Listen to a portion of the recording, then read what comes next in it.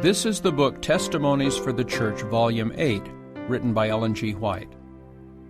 From the book's foreword come the following paragraphs. The times of Volume 8. Volume 8 was published to meet a crisis, the greatest crisis which the Seventh-day Adventist Church has ever faced.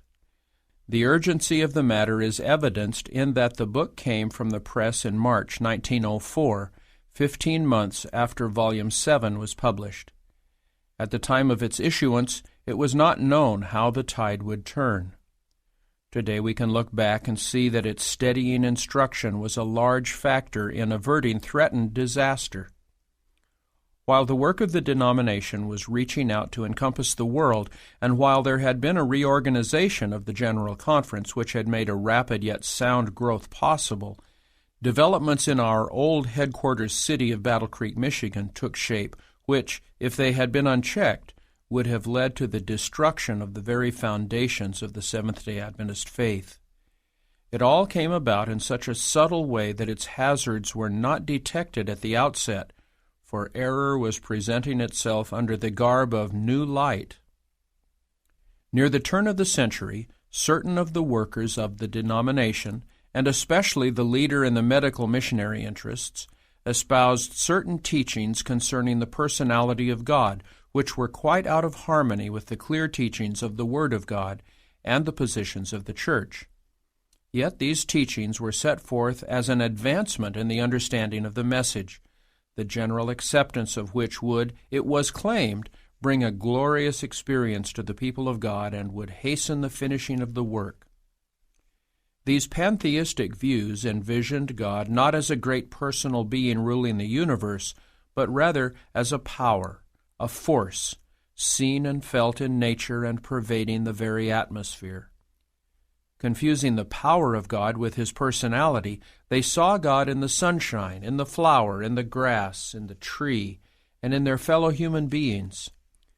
These strange but entrancing views were publicly presented at one General Conference session.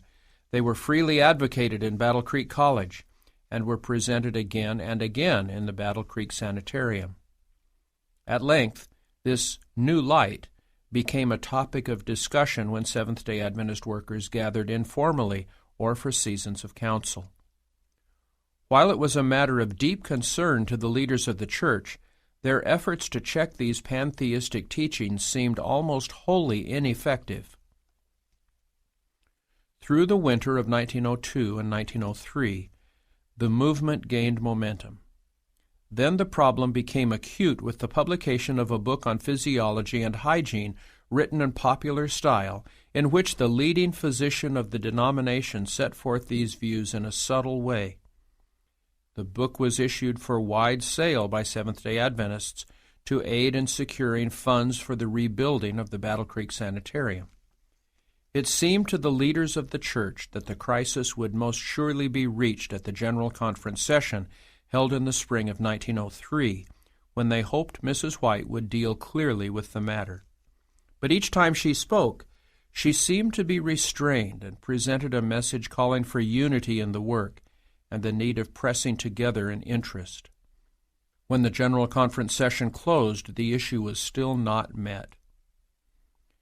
A few months later, in the autumn of 1903, Mrs. White was instructed in vision to meet promptly and squarely the pantheistic doctrines, and to point out the dangers of the accompanying speculative and spiritistic teachings.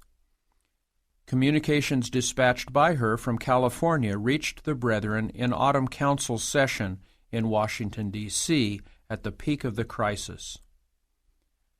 All could now see that God was guiding and guarding his work, and in the light of the spirit of prophecy messages, nearly all took their stand on the side of truth.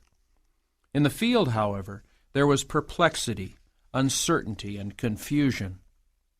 Testimonies for the Church, Volume 8, bore a message on this matter which in certain terms defined the truth and thus left the error to stand out in bold contrast. The crisis was met, and the Church was saved. No human power alone could have preserved the Church in this crisis. Besides this paramount doctrinal controversy, there were other church issues in the times of Volume 8. Only a few weeks after Volume 7 had come from the press with its message of counsel regarding the work being done in our publishing houses, the factory of the Review and Herald Publishing Association was destroyed by fire. This was the second great disaster in Battle Creek and followed the sanitarium fire by less than 11 months. There were problems incident to this loss much greater than that of replacing destroyed property. For years, the Spirit of Prophecy councils had called for a dispersion of believers from Battle Creek and the establishment of sanitarium, educational, and publishing interests elsewhere. Our people had been urged not to congregate in large numbers at the headquarters of the work. It was in response to these counsels that the old Battle Creek College had been moved to the country location of Berrien Springs, Michigan. Now, with the manufacturing plant of the Review and Herald destroyed by fire, it seemed to the leaders to be a propitious time to relocate the work of the publishing house at some other point, and appropriate steps were taken in that direction. From the outset, the General Conference headquarters had been located near the Review and Herald office. The two seemed inseparable. Any plan to move one would involve the other. In response to guidance through the Spirit of Prophecy, suitable locations were sought, and finally, in the suburbs of Washington, D.C., the nation's capital, acceptable properties were found, and the work of the publishing house and the General Conference offices were moved to that center in August 1903. To help Seventh-day Adventists understand the background of the cause of the disaster which wiped out the publishing house, and the need of reestablishing the work on a new basis and in a new location, counsels often repeated were set forth in Volume 8. These issues, involving our medical work, our publishing work, and the very doctrines of the Church, were large and could easily divert the attention of our people around the world from the main task before us, that of carrying the everlasting gospel to all the world. Even though Volume 8 was issued primarily to meet these crises and to make the correct course forever clear to Seventh-day Adventists, Ellen White made a positive approach. The book opens not with a picture of the problems confronting us, but rather with the section entitled Present Opportunities, in which our work is set forth in appealing terms. Then follow chapters on the commission, the power promised, and views of our responsibilities at home and abroad, with special mention of the work in Europe. How it would have pleased the great enemy of truth if the minds and thoughts of the people of God could have been turned from the great unfinished task by speculations regarding the Godhead, by fanaticism, or by confused ideas of organization. But God's people were not to be diverted from their work of enlightening the world. With their eyes on the work, advance moves were made. True, some lost their way in the crisis of 1902 and 1903. Certain institutional properties were lost to the denomination. But rather than retarding the work, the crisis marked the opening of great aggressive movements.